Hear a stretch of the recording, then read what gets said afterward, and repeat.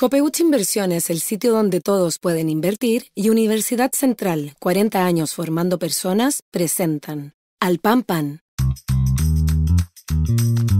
En El Mostrador Podcast, debate y conversación para comenzar tu mañana. Al Pan Pan, con Mirna Schindler. Entrevistas con los actores de hoy. El Mostrador, el poder de la independencia. ¿Qué tal? ¿Cómo están ustedes? Muy buenos días. Comenzamos un nuevo capítulo de El Pan Pan aquí en elmostrador.cl. En este ya lunes 11 de septiembre se cumplen 50 años desde el evento que terminó por quebrar, ¿no es cierto?, la democracia. Vamos a hacernos cargo de lo que han sido estos meses, pero sobre todo el mirar la historia para que veamos qué es aquello de esa historia que no podemos darnos el lujo de repetir. Y estamos con uno de los actores de esos años, con Jorge Arrate, exministro, quien fuera asesor económico de Allende, trabajó también en La Moneda, trabajó en Codelco y, por supuesto, es un protagonista de esa historia. Jorge, queremos darte las gracias por estar con nosotros esta mañana. Muchas gracias, Armina. Jorge, estábamos conversando previo a partir de esta entrevista. ¿Dónde estabas tú el 11 de septiembre? Me gustaría que me contaras entonces qué pasó para ti en esas horas previas a esa hora, a las 12 del día, más o menos 11:58, cuando se produce el bombardeo de La Moneda. Bueno, es bien dramático, Mirna. Yo estaba fuera de Chile cuando ocurrió el golpe porque había salido encabezando una delegación de Codelco, de la que yo era jefe, en la gira que hacíamos anualmente para abrir nuevos mercados de cobre chileno. En el 71 habíamos abierto China y había que normalizar la relación comercial con aquellos países que habían estado vetados para la venta de cobre durante largos años, porque las compañías americanas no les vendían cobre ni a la Unión Soviética y los países de Europa del Este, ni a los países comunistas de Asia, como China, en fin. Nosotros éramos partidarios de un comercio abierto. Y fuimos en ese viaje, yo me despedí del presidente Allende, debe haber sido a fines de agosto, no recuerdo, e incluso recuerdo que le dije, doctor, dígame, si le parece que yo debo suspender esta gira, dígamelo, porque yo entiendo que la situación política está muy mala. No, me dijo, el gobierno tiene que seguir funcionando, tenemos que seguir haciendo las cosas tal cual, ¿no? Así que no, usted haga el viaje. Y cuando estaba en el viaje, recibí un llamado de la dirección política del Partido Socialista, en el que yo militaba en aquella época, y diciéndome que tenía que regresar a Chile, que la situación era muy grave. Y eso fue el 7 u 8 de septiembre. Nos fuimos con otros compañeros a Londres, donde tenía su oficina Codelco, y ahí empezamos a buscar un avión para volver a Chile. Había un avión finalmente el próximo avión era el 10, estoy hablando ya del día 9, el 9 nos dicen, o el 10 nos dice, la secretaria de la oficina de Codelco nos dice, el avión siguiente es un Scandinavian que parte hoy en la noche. Bueno, tome ahí. Nos fuimos a Zurich, ahí nos embarcamos en Scandinavian, y cuando el avión fue aterrizó en Buenos Aires, y cuando iba a cruzar la cordillera, yo ya había llenado los papeles de la aduana, el avión se devolvió y el piloto dijo, señores pasajeros, nos volvemos, no podemos aterrizar en Santiago, está cerrado el aeropuerto de Pudahuel y supongo que es por razones políticas. Vamos hacia Montevideo. Y nos bajamos en Montevideo y ahí supimos lo que había ocurrido. Jorge, tú esperabas, de alguna manera, la situación había sido suficientemente crítica todo el periodo previo, ¿no es cierto?, a ese día. ¿Te esperaste que se produjera un golpe de Estado? Era una posibilidad que teníamos desde hace bastante. Mira, Mirna, digamos las cosas al pan pan, como dice este programa. A Salvador Allende le dieron un golpe de Estado antes de asumir. Esa es la realidad. El secuestro que terminó en asesinato del general René Schneider fue un intento de golpe de Estado antes que Salvador Allende asumiera la presidencia. Y luego hubo un permanente estado conspirativo en distintos sectores del ejército, de las Fuerzas Armadas, de la Marina. Cada cierto tiempo crecían los rumores, a veces se expresaron muy abiertamente, como fue, por ejemplo, ya en el año 73, el trancazo, el 29 de junio, cuando un regimiento de tanques en Santiago se rebeló y rodeó La Moneda. Nosotros convivíamos con la idea de la posibilidad de un golpe. Pero te lo pregunto también porque según lo que uno va revisando de la historia, por ejemplo, las declaraciones de Patricia Espejo, una de las secretarias que tenía Salvador Allende, ella refiere una reunión que tiene el presidente Allende el día anterior con Pinochet y con otros integrantes de las Fuerzas Armadas, donde Pinochet le dice: no se preocupe, presidente, porque nosotros vamos a respetar la Constitución. Al día siguiente se produce el golpe. Entonces la pregunta es, ¿por qué se produjo directamente el 11 de septiembre ese golpe de Estado? Bueno, yo creo que lo de Pinochet ya lo sabemos. Pinochet fue un hipócrita, además de su característica de ser un ser humano miserable, la hipocresía era una de sus características, eso es así. Pero yo creo que se produjo el 11 de septiembre porque la decisión de Allende de buscar una solución política para la crisis que se vivía en Chile era el convocar a la ciudadanía a resolver, es decir, convocar un plebiscito. Eso también está establecido, es un hecho histórico. Hay quienes dicen, bueno, pero eso no se sabe. No, sí se sabe, hay distintos testimonios y hay escrito mucho material. Ahora salió una grabación del propio Orlando Letelier antes de su asesinato, donde el plebiscito se convocaba, el plebiscito se convocaba precisamente ese día 11 de septiembre, ¿no? Exactamente, en la Universidad Técnica del Estado. Yo, Mirna, creo que ahí hubo un cierto descuido, diría yo, porque una cierta ingenuidad. Esta convocatoria era un gran hecho político y no podía filtrarse antes, pienso yo. El lanzamiento del plebiscito estaba pensado para esa fecha, pero esa fecha se filtró. Bueno, el propio gobierno se la comunicó a los comandantes en jefe de las Fuerzas Armadas. ¿Por qué fue un error? ¿Cómo? ¿Por qué fue un error? ¿Por qué fue un error que se filtrara y que se comunicara a los comandantes en jefe? Porque se adelantó, eso llevó a que en vez de hacer el golpe el 14 de septiembre, como estaba planeado por los golpistas, se adelantó al 11 de septiembre, para evitar que Allende alcanzara a hacer este anuncio, que habría espacio, habría camino a una solución política que Allende había buscado con denuedo, porque todo el periodo de conversaciones con la democracia cristiana había sido un tiempo largo, semanas, ¿no?, de varias reuniones, y no se había llegado a puerto. Entonces, esta solución era la que quedaba como solución última para resolver la crisis. Y los golpistas querían el golpe, no querían una solución democrática.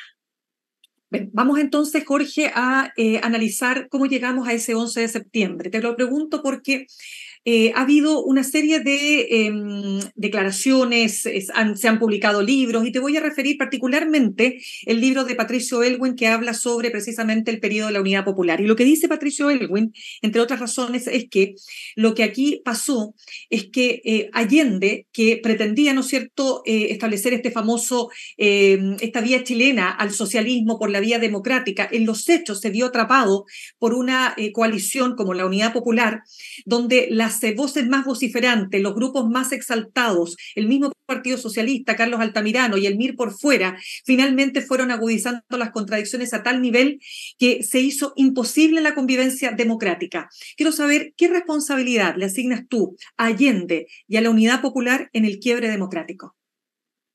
Yo creo que te acabo de decir, por ejemplo, que la filtración de la fecha en que se iba a convocar al plebiscito fue un descuido, a mi juicio, un error. Pero además hubo otros errores. Nosotros cometimos errores en la conducción política y en la conducción económica. Eso está, por lo demás, escrito y escrito. La autocrítica que se ha hecho a la Unidad Popular ha sido una autocrítica muy profunda desde 1973 en adelante. Ya al comienzo de los años 70 escribimos, y me incluyo, sobre estos temas.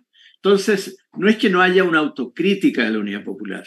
Lo que hay es una deformación de los hechos, una deformación de la historia para hacer algo que es verdaderamente repudiable. Lo que la derecha ha tratado de hacer en estos 50 años es transformar a Allende de víctima en victimario. Es la víctima que es también su victimario. Y la Unidad Popular y la izquierda, según esta versión, son victimarios de sí mismos. Son la propia Unidad Popular, la propia izquierda, el propio Allende, los que se autogeneran esta situación que los lleva, en el caso de Allende y de muchos compañeros de la Unidad Popular, a la muerte. Entonces, realmente es una cosa bien inconcebible. Resulta que Allende es responsable de su propia derrota. Eso no es así. Entonces, eso se ha construido sobre la base de una serie de especulaciones como las que se señalan en el libro de el expresidente Elwin y que tú has citado aquí. La verdad es que Allende nunca estuvo paralizado por sus partidarios. Allende tuvo siempre el dominio de sí mismo y Allende fue siempre el responsable de sus propios actos. Hubo en el curso de los 3 años de la Unidad Popular diferencias entre los partidos y el presidente Allende. Particularmente hubo diferencias, por ejemplo, con el Partido Socialista, cuyo secretario general era Carlos Altamirano, un amigo personal muy cercano del presidente Salvador Allende, pero que tenían diferencias políticas que eran discutibles, que podían discutirse. Pero Allende nunca se dejó manejar por los partidos. Él tenía un gran respeto por los partidos, pero nunca se dejó manejar por las tensiones de los partidos. Ya, entonces eso tú entonces desmientes que en definitiva eran los partidos políticos los que tenían el control de la Unidad Popular como se ha sostenido. Los partidos políticos tenían el control de la Unidad Popular y había diferencias entre ellos, eso no cabe duda. ¿En qué proceso revolucionario? Porque digamos las cosas como son, Mirna. La Unidad Popular, el propio Allende lo decía, era un proceso revolucionario, porque para Allende la revolución no era el asalto al Palacio de Invierno, ni la lucha armada, ni el foco, ni la guerrilla. La revolución era un conjunto de reformas radicales, como las que proponía la Unidad Popular, en un periodo breve de tiempo yuxtapuestas una a otra. Nacionalización del cobre, reforma agraria, nacionalización de la banca, programa de alimentación escolar, creación del área de propiedad social. Si tú las juntas todas, eso alcanza un punto en que cualitativamente, de ser reformas muy profundas, se convierten en una revolución. Esa era la mirada en que resumo, y por eso yo he dicho Allende era un reformador revolucionario. Correcto. Entonces, quiero entender lo siguiente, Jorge, porque cuando se habla de que Allende, ¿no es cierto?, fue el protagonista de todo este proceso que pretendía por primera vez en el mundo, una experiencia nunca antes vista, de instalar el socialismo por la vía democrática. Te pregunto si eso es tan así O, en el fondo, lo que también empezó a ocurrir es que fuerzas quisieron avanzar, ya lo sabemos, sin transar, ¿verdad?, para, por la vía de la fuerza, instalar un gobierno de corte marxista, una dictadura del proletariado, es decir, como ha dicho la derecha, un país que iba directo a un tipo de gobierno como el que existía en Cuba. Mira, Mirna, la mitología, la fantasía, la imaginación morbosa que existe detrás de este proceso ha sido muy grande. Yo conversaba con amigos demócratas cristianos, amigos realmente, hace días atrás, y uno me decía, bueno, pero trataron de crear milicias en los cordones industriales. Los cordones industriales nunca fueron milicias. Nunca fueron milicias, eran completamente otra cosa, ¿no? Y eran absolutamente legítimos, más allá de que uno pudiera discrepar o no en la función que cumplían o en lo que pretendían. Ahora, hubo, como hay en todos los procesos de este tipo, momentos y grupos que estuvieron por avanzar más rápido. También había otros que querían avanzar más lento, pero los que querían avanzar más rápido muchas veces actuaron por la vía de los hechos. Yo vi anoche, casualmente, un documental sobre la Guerra Civil Española y una serie de cosas que yo no o había olvidado o no simplemente no sabía. Por ejemplo, las tomas de terreno fueron en la Guerra Civil Española durante el tiempo de la República, fueron pan de cada día, ¿no? Cómo había fuerzas que trataban de ir más allá de lo que el programa se había planteado. Es decir, cuando hay un proceso revolucionario, tú no puedes pedir que exista un orden perfecto. No son así estos procesos de cambio. Pero por eso te pregunto, ese proceso revolucionario en esas condiciones, en un país que estaba muy dividido, donde una parte importante, ¿no es cierto?, lo ha dicho el propio Carlos Altamirano, simpatizó con el golpe de Estado. Eso fue un proceso... Sigue simpatizando, Mirna. Por eso te pregunto, o sea, ¿cuál es la autocrítica que tú haces 50 años después de haber querido avanzar con ese nivel de rapidez y sin tener la mayoría? Recordemos que la Unidad Popular tenía, con suerte, había logrado tener 44%, que no es menor, pero un 44% no es la mayoría. Con eso cualquier gobierno gobierna perfectamente en Europa y sin problema. Ya, pero por eso te pregunto, pero tú te haces cargo de que efectivamente esa mayoría del país no estaba sintonizando con el gobierno de la Unidad Popular. Yo creo, Mirna, que la forma de pensar nuestra, de la izquierda en aquella época y particularmente de la izquierda con la que yo me identificaba, que era el socialismo chileno, había ciertas concepciones ideológicas que llevaron a un debilitamiento de esta idea básica que hoy día nosotros sostenemos con mucha fuerza y que estaba también en la tradición de la izquierda chilena, que era el ganar la mayoría. E incluso, te diría yo, hoy día, el entender que para hacer cambios muy profundos, muy radicales en una sociedad, no basta ni siquiera con tener el 50,1% que la Unidad Popular llegó a tener en las elecciones municipales de 1971. Pero lo que se requiere para hacer cambios radicales es una mayoría democrática mayor, una voluntad democrática mayor. Y en ese sentido la Unidad Popular tenía una falla, ¿no? Tenía un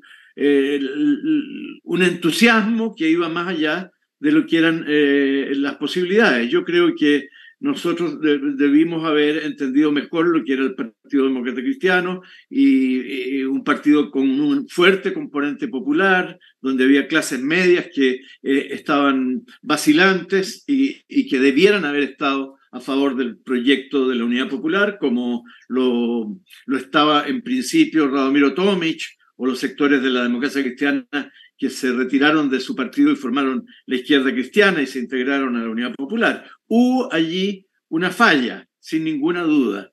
Y bueno, y hubo otras, pero yo más bien pondría el acento en decir hoy día, 11 de septiembre, a esta hora ya el el golpe está en curso, 50 años atrás. Yo diría hoy que la Unidad Popular hizo en un periodo muy breve de tiempo cambios verdaderamente impresionantes. No hay otro gobierno en América Latina que haya hecho cambios de la magnitud que hizo el gobierno del presidente Salvador Allende, algunos de los cuales impactaron hasta hoy día en la situación chilena.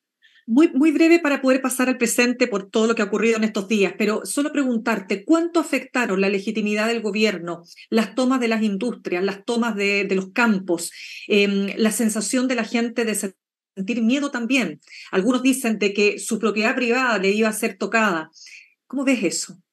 Bueno, no cabe duda, Mirna, que la Unidad Popular fue un enfrentamiento social. Eso no cabe duda. Y no cabe duda que al centro de ese enfrentamiento social está el tema de la propiedad. Porque dejémonos de cuentos. Aquí no votaron a Allende ni asesinaron toda la gente que asesinaron defendiendo la democracia. Eso es un mal chiste. Allende era un demócrata impecable. Lo que ocurrió aquí es que defendían la propiedad, defendían su riqueza, defendían la desigualdad que existía en la sociedad y que sigue existiendo hoy día, ya que vamos a pasar a los temas del presente. Entonces, era eso era la Unidad Popular. Había allí un enfrentamiento de clases sociales. En aquel entonces muy bien perfiladas, hoy día no ocurre lo mismo, pero en aquel entonces había una coincidencia entre las posturas políticas y la posición social. Los trabajadores mayoritariamente apoyaban a la Unidad Popular, los dueños del capital y de la riqueza mayoritariamente estaban por el golpe. Ya, Jorge, dice la derecha, uno lee a distintos, digamos, exponentes de la derecha, uno lee, ¿no es cierto?, los editoriales del Mercurio, y básicamente lo que se señala es que no se logró llegar a este acuerdo conjunto entre las fuerzas políticas por la democracia, para una declaración conjunta por la democracia y los derechos humanos, porque aquí la responsabilidad del gobierno y del presidente Boric son determinantes en cuanto a que agudizar el conflicto, dicen, exaltar irreflexivamente la Unidad Popular y su proyecto, resaltar la figura de Allende o establecer que el 11 de septiembre fue de un día para otro. ¿Qué responsabilidad, dirías tú, tiene el gobierno y el presidente Boric en que no se haya alcanzado este objetivo? Bueno, quieren hacer lo mismo que hacen con la memoria de Allende, o sea, transformar al presidente Boric en víctima de sí mismo. Él es víctima de los errores que ha cometido, él es víctima de lo que dijo, él es víctima de haber salido a acompañar la romería por los derechos humanos en el día de ayer. Eso ha sido durante todo el gobierno del presidente Boric. Eso por anga o por manga, por sí o por no. La derecha y la ultraderecha, que hoy día es casi más poderosa que la derecha, han fustigado al gobierno del presidente Boric y al presidente, cualquiera sea lo que el presidente haga. Siempre hay un ángulo desde el cual ellos disparan y bombardean, como alguien ha dicho, bombardean la moneda, esta vez de invectivas, de ataques, de calumnias, y de apreciaciones políticas que son completamente o desmedidas o falsas. ¿Pero no hay errores a tu juicio cometidos en esta etapa? En todos los gobiernos hay errores, Mirna.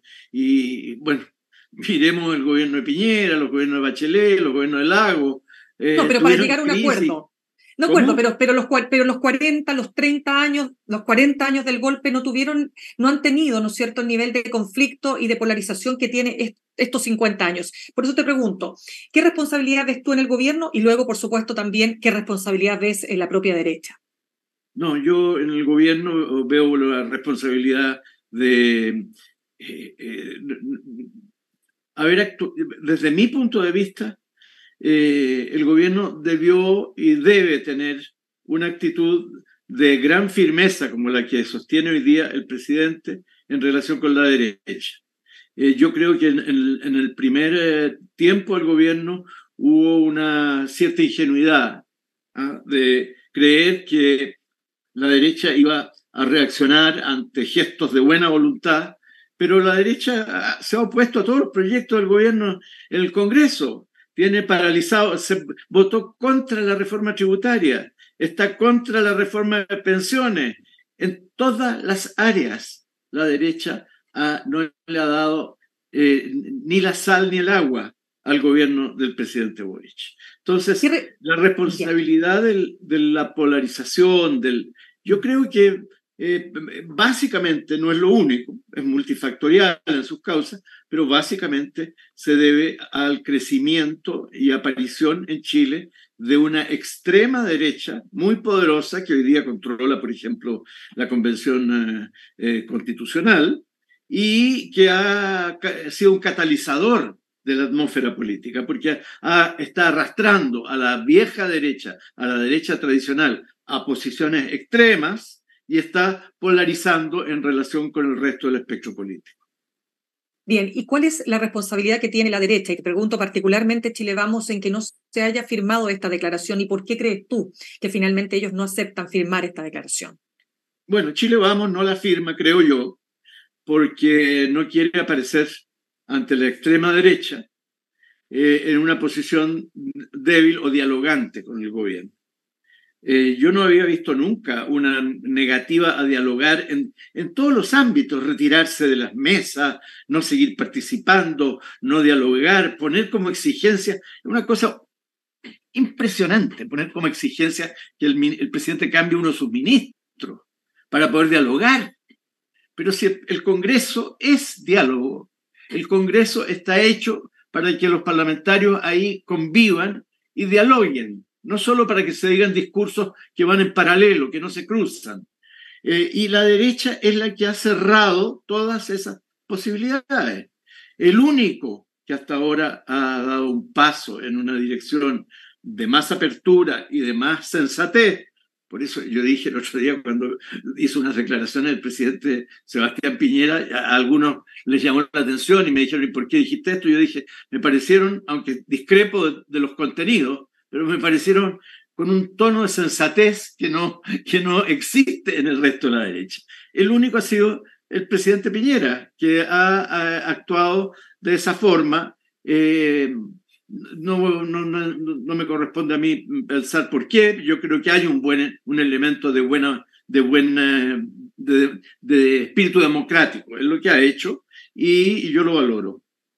Sí, Jorge, se nos acaba el tiempo, pero te pido una última reflexión acerca de lo que la historia nos muestra y qué aspectos de esa historia que vivimos no podemos darnos el lujo de repetir.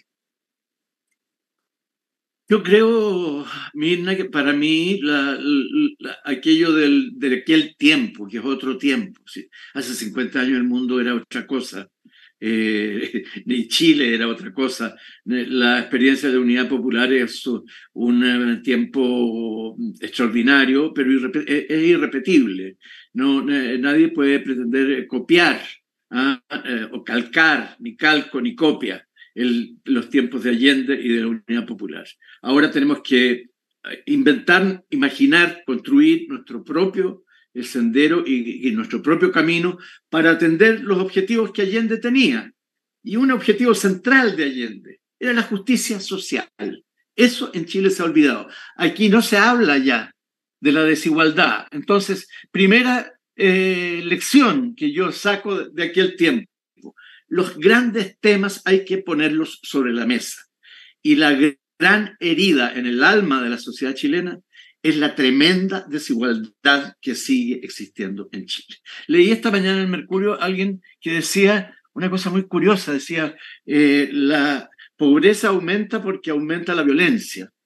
Y yo me quedé perplejo porque yo tengo la impresión que es al revés, que la violencia aumenta cuando hay más pobreza.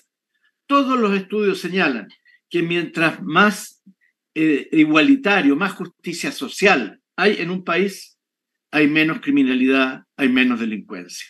Entonces, aquí lo que hay que atacar, y es lo que está tratando de hacer el gobierno del presidente Boric, es la desigualdad. Eso es lo que hizo Allende y esa es la gran herencia. Bien, pues Jorge Arrate, abogado, economista, ex candidato presidencial, ex ministro de Minería ¿Tuviste ese cargo también en el gobierno de Salvador Allende o fue solo un mes, el tema? Ministro de Minería. Hubo muchos ministros de Minería en el gobierno de Allende y yo tuve durante un mes los dos cargos, el jefe de Codelco y ministro de Minería. Muy bien, pues te agradezco entonces. Gracias, Jorge, por haber estado con nosotros esta mañana. 1.000.000 de gracias, Mirna. Que estés muy bien. Igualmente. Bien, vamos a saludar a esta hora a nuestros auspiciadores. Copeuch Inversiones te ayuda a cumplir tus metas. Desde 1.500 pesos y con una comisión que se acomoda a tu bolsillo, 100% digital, fácil de usar, te acompaña con el completo control de tus fondos. Copeuch.cl, el sitio donde todos pueden invertir. Y Universidad Central, 40 años formando personas. Ven a vivir la experiencia USEN. Para los que buscan avanzar, posgrados USEN, acreditada y adscrita a gratuidad. Conoce más en posgradosusen.cl. Nos vamos al corte y vamos a estar conversando con Cristóbal Belulio, analista político y académico de la Escuela de Gobierno de la Universidad Adolfo Ibáñez. Ya regresamos. En instantes, una nueva entrevista en Al Pan Pan con Mirna Schindler por El Mostrador Podcast. El poder de la transparencia.